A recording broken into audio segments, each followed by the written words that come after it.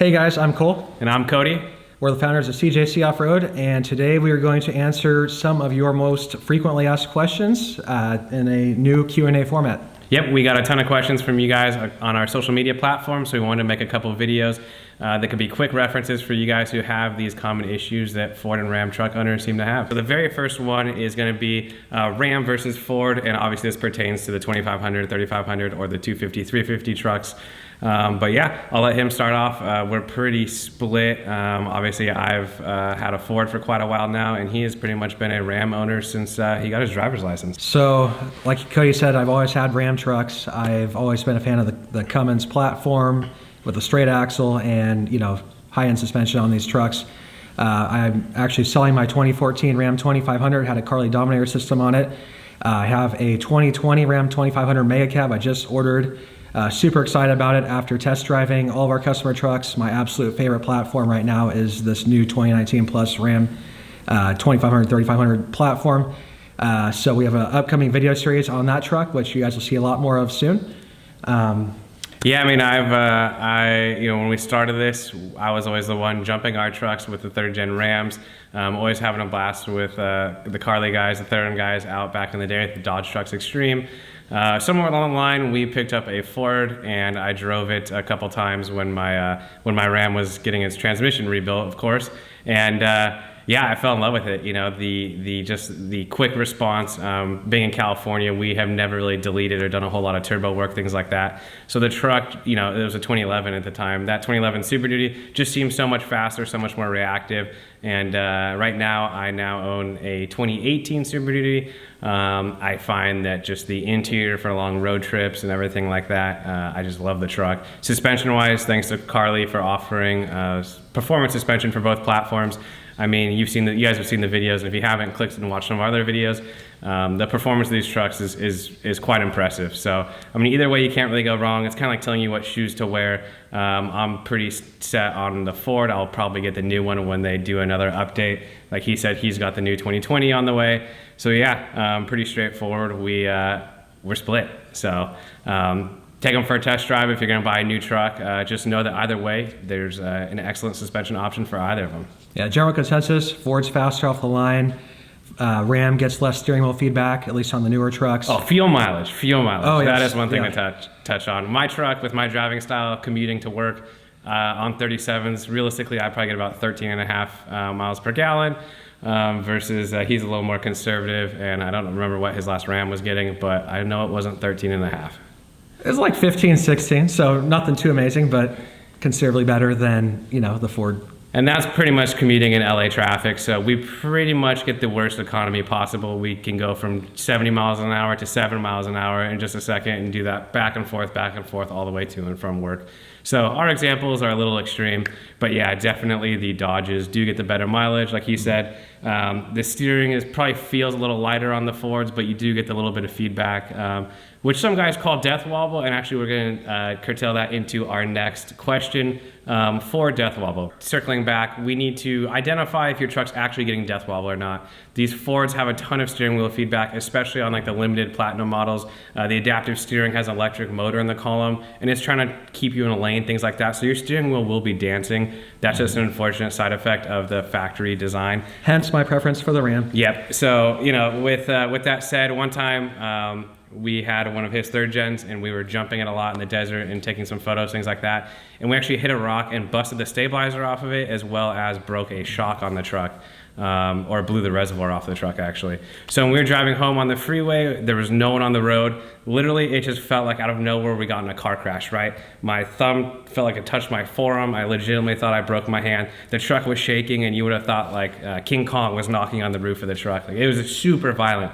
That is true death wobble. We had to pull over, check everything out, and we drove about 55 miles an hour home, and felt like I had to change my drawers because I literally thought we got in a terrible car crash.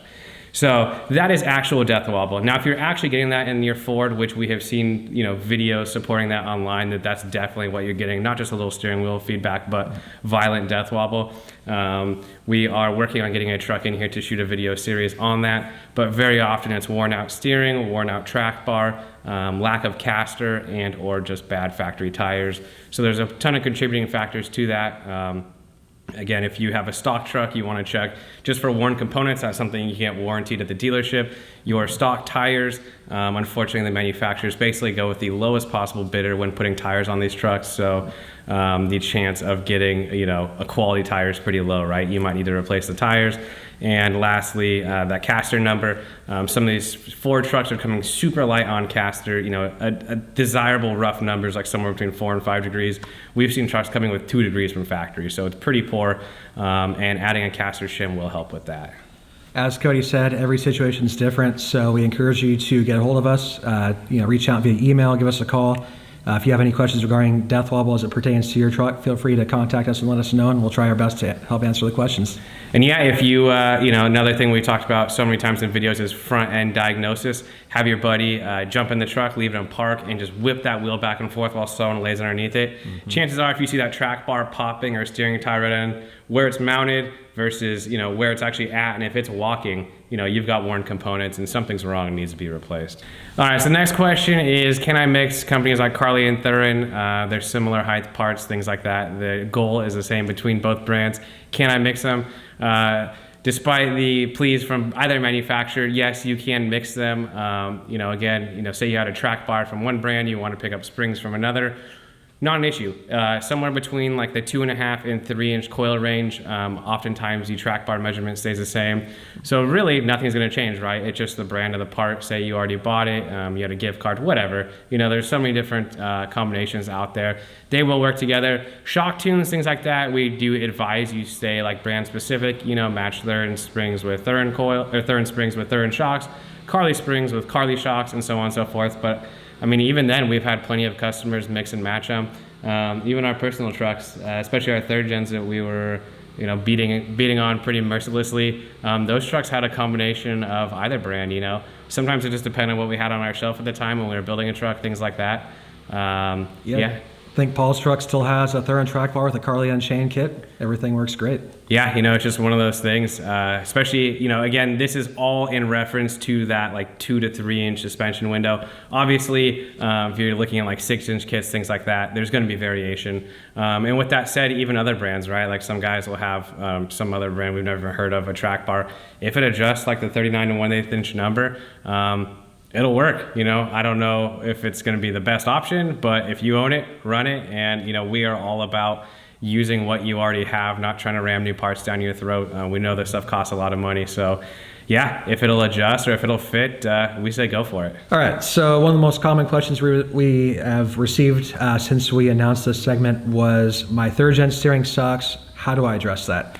Now, we also receive the same question pretty often here at the shop, and we have a lot of third gen trucks come by here, 03 to 07 trucks especially. A lot of those trucks still have the factory Y style steering on them.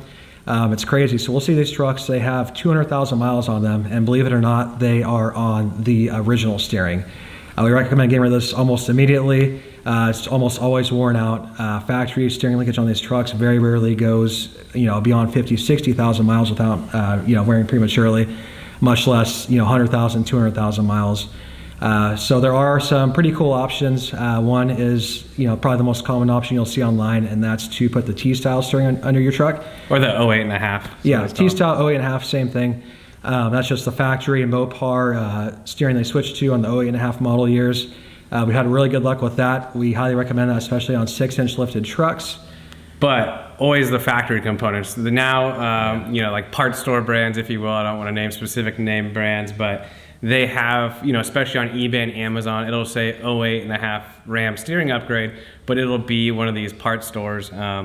And I just don't think, like as far as what we've seen in our shop, we've seen super poor longevity out of those brands. So as much as like your factory Ram steering didn't last long, we do think that'll last longer than these other brands. Yeah, we've had guys that are like, I just replaced some, a bunch of steering components last year, but it's like, well, if the alignment shop uses cheap Chinese components, longevity, as Cody said, is really not there.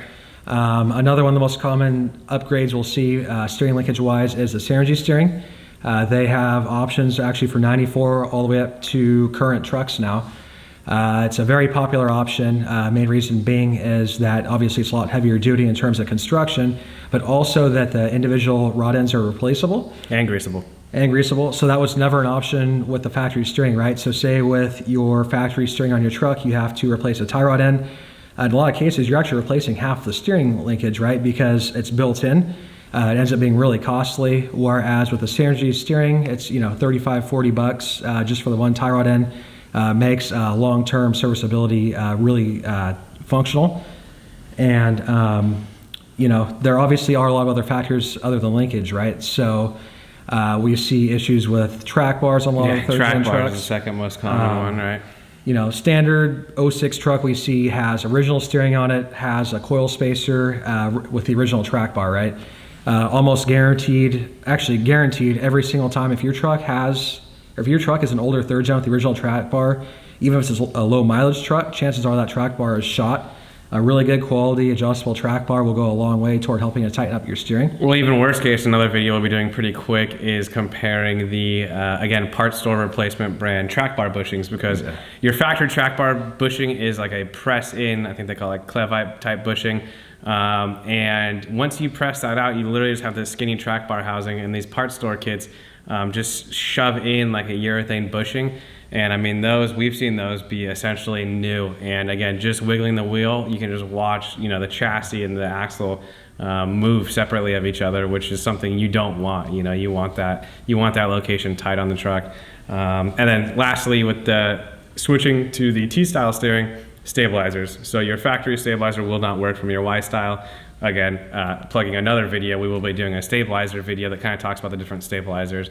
But yeah, as he said, you know, switching to fresh linkage, especially to a little bit better design, is going to be huge, because just a 1/4 inch of play, or not even a 1/4 inch, an 1/8 inch of play in 4 joints, I mean, that's a 1/2 inch, right? So you can have a 1/2 inch play in your steering and really not even know it. You probably got used to it, but you would definitely reap the benefits of new linkage. All right, guys, so that wraps that up. Thank you so much for watching. As we mentioned, there are a ton of other videos in reference to some of these questions, and there are more on the way. So please subscribe to our channel, give us a thumbs up. It really helps us display to other Ram owners and Ford owners out there that have these same questions.